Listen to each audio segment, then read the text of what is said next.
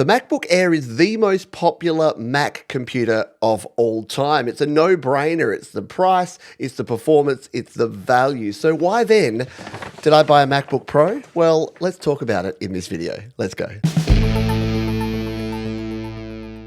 Hi, my name is Pete and this is Studio Live. Today, my goal around here is to help you create, record and release your best music. And that's a bit of a hint as to why I went the MacBook Pro instead of the MacBook Air after much pondering and thinking. And yeah, if you're looking for tutorials about creating music in GarageBand and on your iPhone and your iPad and your Mac, check out the other videos in the description. This is just going to be a bit more of a commentary piece because I don't take buying a new computer very lightly. It's taken me a long time to make the decision to buy this. In fact, I was waiting to see the specs and the price of the M4 MacBook Air before I went ahead and picked up the Pro because I was really on the fence between the two. I'm going to now jump in and tell you why I ended up going the Pro. So the MacBook Air with M4 starts at just $999 US, which is $16.99 here in Australia. But keep in mind, that's for the absolute base model with just 16 gigabytes of RAM and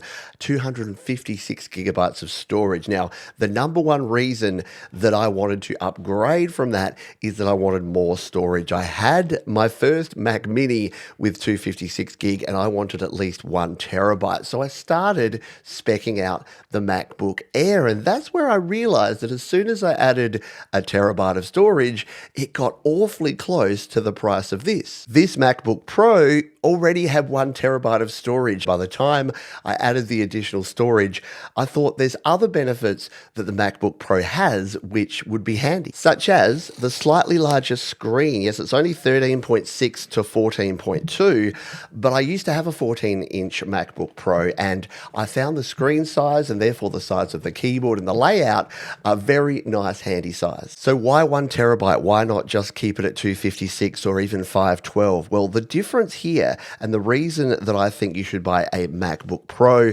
over a MacBook Air is if you are a creator. So if you're creating music or video or content, having that additional storage is almost a must-have. I think using a MacBook Air with only 256 gig or the Mac Mini that I used to use, I was always running into problems where I'd have to offload data, store things in the cloud. It was just inconvenient. Having at least a terabyte of storage is going to help you out by storing those projects, whether using GarageBand, Final Cut, Logic Pro, or any other app or program that uses a lot of data. So outside of storage and screen size and of course price, what else does the MacBook Pro have going for it? Well, it's connectivity, isn't it? So we have the ability to have an SD card. We've got an HDMI port. We've got 3 different Thunderbolt ports. It just gives you that flexibility to have more things connected, especially for creators. That's an important thing because having those reduced ports on the MacBook Air, I just knew that it wouldn't be long before I'm living the dongle life. And that's something that I really like to avoid when using a computer. You also get a slightly bigger battery. Yeah, you've got slightly better battery life, apparently, as Apple say, up to 24 hours on the MacBook Pro compared to about 18 hours on the MacBook Air, just because it's got a bigger battery. Now, yes, that does mean it's a little heftier. It's going to weigh a little bit more, but I'm happy to sacrifice an extra few grams for that additional power. And despite the fact that the Air and the Pro both have the same M4 chip, I didn't upgrade to the Pro or the Max, the ability to have a fan in the MacBook Pro can really help. If you're doing those high resolution video renders or using lots of plugins in a large Logic Pro project, the fact that the fan can kick on because the MacBook Pro has one can really help out because it can cool the system and therefore run quicker. It means less delays, less slowdowns than you would have on a MacBook Air. And I mentioned the fact you get a larger screen. You also get a brighter and a higher resolution screen. This is 3024 by 1964 pixels compared to 2560 by 1664 on the MacBook Air 13-inch model. It's also brighter, which means you get brighter whites and darker darks if you're doing things like video editing. And as mentioned previously, pretty much every measurement metric is going to be a little higher. Height, weight, depth, all of that is going to be slightly bigger on the MacBook Pro. So you are sacrificing a little little bit of portability for that extra performance. And something that I won't use a heap but is a nice to have is the additional quality in the microphone and the speaker system. The MacBook Pro has a 6-speaker system compared to the 4-speaker system on the Air, and you do get what Apple call their studio quality 3-mic array. Now, there have been folks online that have tested the Air versus the Pro, and the Pro definitely comes out on top. In fact, some folks that are using this for podcasting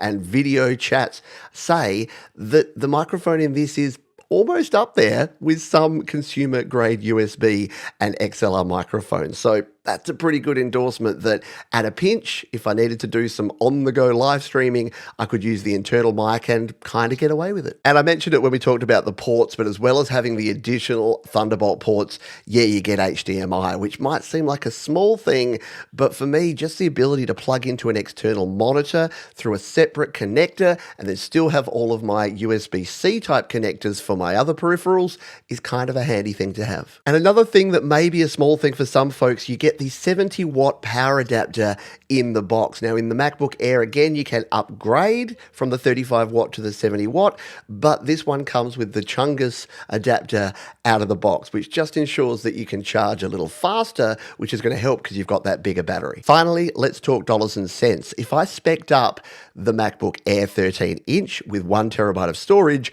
I would be looking at $13.99 US dollars. This costs $17.99 US. Now, I'm of course here in Australia.